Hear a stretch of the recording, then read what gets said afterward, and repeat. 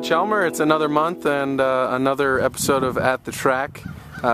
Coming off of a pretty good weekend at the Penn Relays, Andy Bayer opening up the meet, kind of splitting a 355, but a little bit too big of a gap to overcome in the DMR. Yeah, it was a pretty good weekend. That's the perfect description.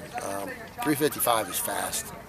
We just didn't have him close enough to where he could use 355 and do much with it. And then the second day, that one's on me. I got up Saturday morning and I knew I needed to text him and tell him that if you get it with leaders, just go run 355 again, and I didn't do it. I knew it was obvious that we've come far enough, and he's far enough with his training that he could run 355. I didn't know what 355 was going to do to him the second day, so I left it to him. And in hindsight, getting beat by 0.6 of a second, I probably would have liked to have seen him just go ahead and go out and see who was man enough to go with him and see if he was man enough to make it stick. But still a great meet for him with those two carries, and a great meet for a whole lot of the rest of my kids too. So Andy Bayer was Andy Bayer and Derek Druin was Derek Druin.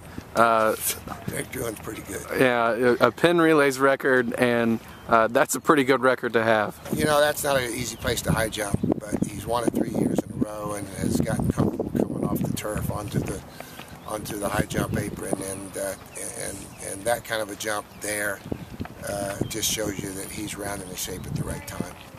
And you guys have a lot of young, up-and-coming athletes on this team to go along with some fifth-year guys like Andy and Derek. Talk a little about your young folks on the team. And that's the dilemma we have. We've got actually a really good track and field team led by some great older athletes. Those two, Zach Mayhew. But then we've got a whole lot of talent in that freshman class, redshirt freshman class. And those guys are still 18, 19 years old, and while they're starting to do some really good things, we're not sure what that's going to mean in terms of Big Ten points and beyond. But we know they're there. We know they've worked hard, and they're coming on. Cornelia Strickland, 20.96 in the 200, great running. Matt Burke. Gives us a javelin thrower now. He's a redshirt freshman. Gives us a javelin thrower with the potential to score in the Big Ten. We've got young pole vaulters. Stephen Keller in the high jump is going to be just fine in time.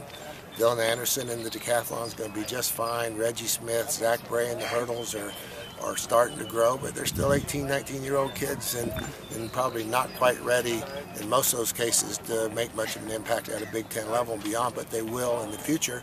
And we just need to finish this off with some positive things with them so they go home excited, train over the summer, and come back a year older and a year better. Now, coming out of this month, a lot of big things happening for your team, but then also some alumni.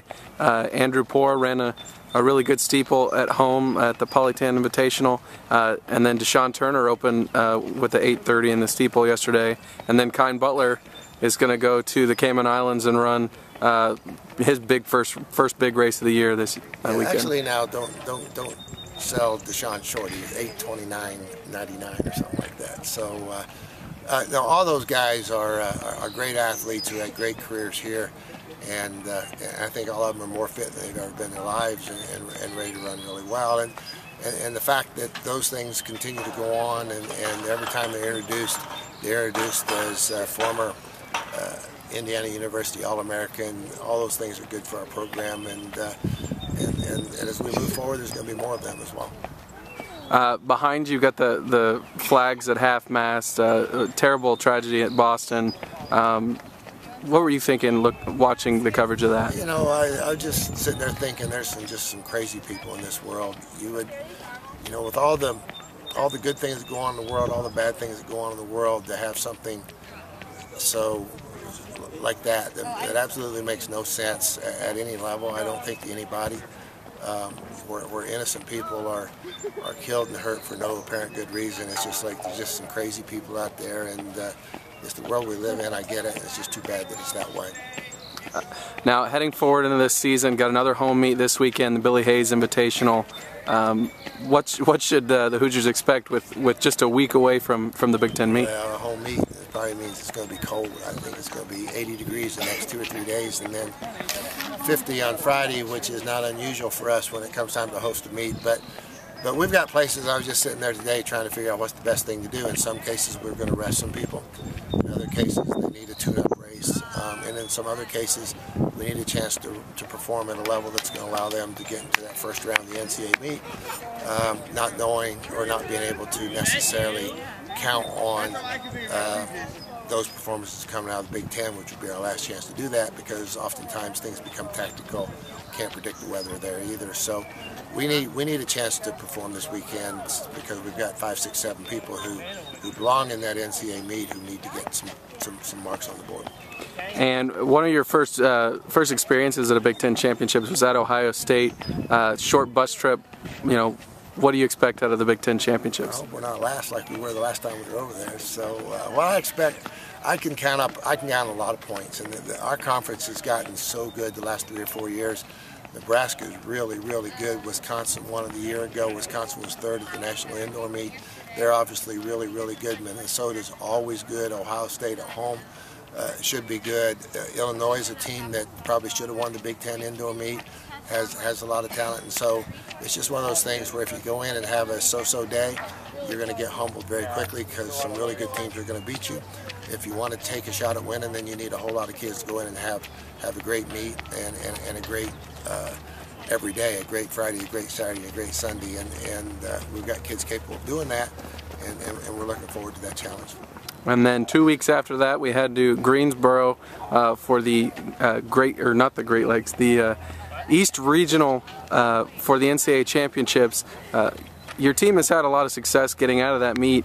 Do you feel like having an advancement meet like that is beneficial for your team? I'm good either way, to be very honest with you. We'll play by whatever rules we have to play by, but I like the idea.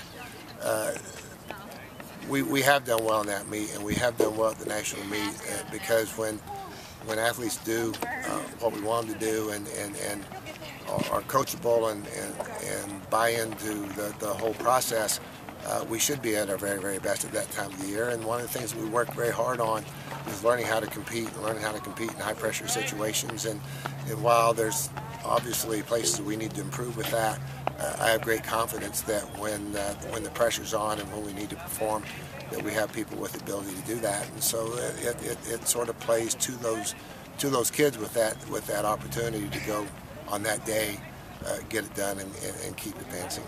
All right, well, we'll talk with you again next month, and hope to talk about some good things heading towards the NCAA championships. I'm sure we will. Thank you.